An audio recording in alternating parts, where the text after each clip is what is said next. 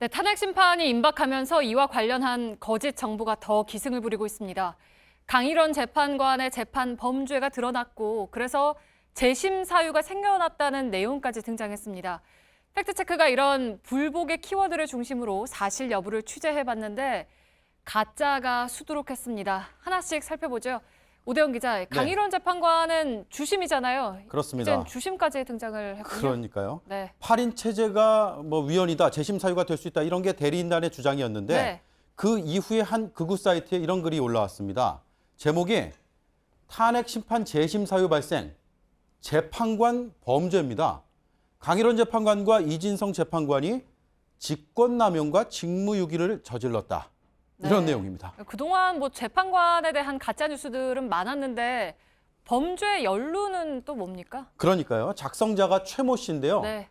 최모 씨가 과거에 자신과 관련된 사건에서 헌법 소원을 여러 차례 제기했습니다. 네. 그런데 헌재가 무려 6번이나 기각을 했거든요. 네. 이에 불복해서 최근에는 이 재판관들을 고소했습니다. 저 뒤에 하얗게 보이는 흐린 뭐라 그럴까요? 저게 이제 고소장인데 네. 저희가 자세히는 못 보여드리겠습니다. 이걸 마치 판결문인 양 게시를 하면서 범죄라고 호도를 하고 있는 겁니다. 고소 내용의 사실 여부를 떠나서 이런 거 재심 사유도 되지가 않습니다. 재심 청구하려면 재판에 관여한 법관이 그 사건 직무에 관하여 죄를 범한 때여야 됩니다. 이 고소 내용과 탄핵 심판권은 무관하죠. 네. 그러니까 고소를 하든 말든 사실 그건 개인이 알아서 할 일인데 네. 이런 주장 자체가 이제 성립이 안 된다는 거군요. 맞습니다. 다른 건도 보여드릴까요? 네. 국제사법재판소와 관련해서 대리인단의 주장이 있었잖아요. 네. 그 뒤에 이제 여러 가지 가짜 정보 뉴스가 나오고 있는데 그렇죠. 네. 국제사법재판소 얘기 대통령 측에서 먼저 이렇게 얘기했습니다. 들어보시죠. 박근혜 대통령도 구하고 또 이 나라의 법치주의도 구하고 저희들은 전국적으로는 국제사법재판소까지 갈 각오를 하고 있습니다. 네, 이 이후에 특수본 31명, 그리고 김수남 검찰총장 재소, 무법 탈법 인권유린 진상조사 등등 주장이 이렇게 계속해서 확산이 되고 있습니다. 네. 탄핵 심판이 국제사법재판소로 갈 수가 없다는 점은 뉴스룸에서도 다룬 적이 있는데 근데 검찰 수사팀 재소가 가능하다는 주장은 어떻게 된 겁니까? 국제사법재판소의 내부 규정을 저희가 면밀하게 확인했거든요. 네.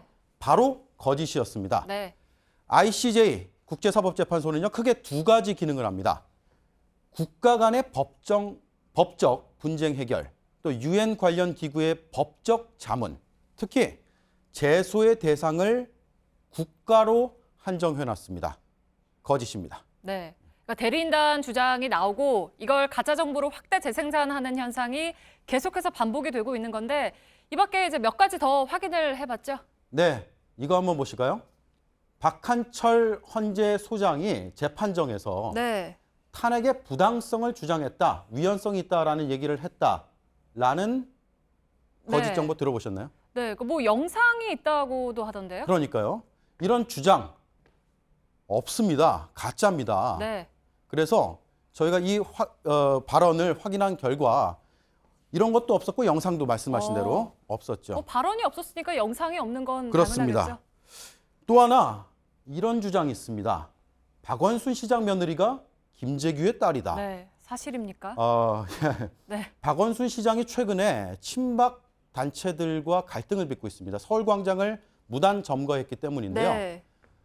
박 시장의 아들 박주신 씨 1985년생이고요. 김재규의 딸 네. 1955년생입니다. 네. 30살 차이 연하 물론 가능은 하지만 네. 네, 글쎄요. 어떤지요? 그러니까 나이만 봐도 상식적으로 판단이 그렇죠. 되죠. 네. 이뿐만이 아닙니다. 그래서 김 전 부장의 딸 저희가 확인해 보니까 이미 다른 사람과 결혼을 했고 1990년대 초에 자녀까지 둔 것으로 확인됐죠. 네. 이런 극단의 가짜뉴스, 거짓 정보들 탄핵 국면을 지나서 대선 전국으로 쭉 갈수록 더욱 극심할 것으로 전망이 됩니다. 앞으로 저희가 집중적으로 확인을 해야겠습니다. 네. 팩트체크 팀이 앞으로 이제 더 바빠지겠군요. 네. 그리고 잠시 뒤에 이제 뉴스룸이 끝나고 나서 페이스북 소셜 라이브도 이제 저와 팩트체크팀이 준비를 했는데 네. 조금 이따 또 뵙죠. 네, 탄핵 심판 그 후 주제입니다. 팩트체크 오대영 기자였습니다.